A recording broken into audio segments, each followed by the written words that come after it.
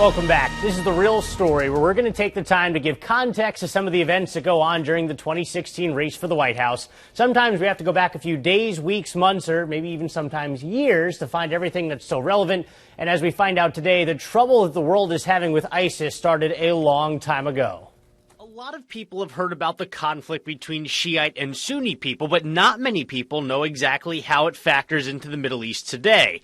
Shiites and Sunnis represent the two main branches of Islam, created over a disagreement over who should lead the religion after the Prophet Muhammad died. Sunnis are considered to be the more orthodox and by far the majority, making up 85 to 90% of Muslims around the world. Shiites make up only about a tenth of the total Muslim population, but they have majority populations in places like Iran, Iraq, and other countries, and large communities in many other nations. Those divisions have been more significant in some parts of history than others. For a time in Iraq, for example, intermarriage was actually fairly common in some urban areas. But in 2003, Jordanian militants created ISIS's predecessor, called Al-Qaeda in Iraq, that attacked Shiite people, trying to get them to retaliate against the Sunnis. Then Iraq's Prime Minister, Nouri al-Maliki, fanned the fire by counteracting Saddam Hussein's Sunni favoritism with disproportionate benefits for Shiites. Sunnis felt more disenfranchised, creating more support for what would eventually become ISIS.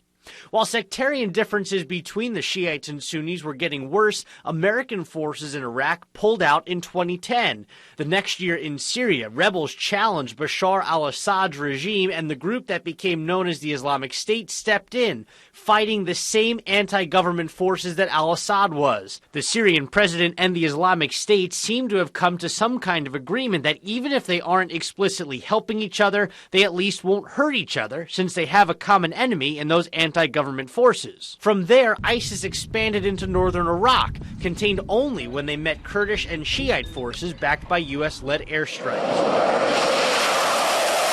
In the areas where ISIS has been in control, the world has seen some of the most gruesome acts of violence in decades. They've kidnapped journalists and other people from the region and killed them on camera in a variety of ways, making a spectacle of each one. Then they spread those disturbing images and threats of future violence around the world on the internet with slickly produced videos. The days of grainy messages from Osama bin Laden are over. Just in the past few weeks, the man who is nicknamed Jihadi John, notorious for killing prisoners on camera, was killed himself in an airstrike.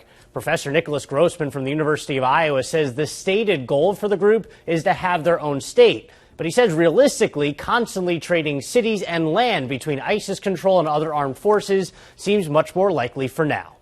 After the break, what you have to say about the balance between taking people in who need help and making sure the homeland stays safe right here in the corridor.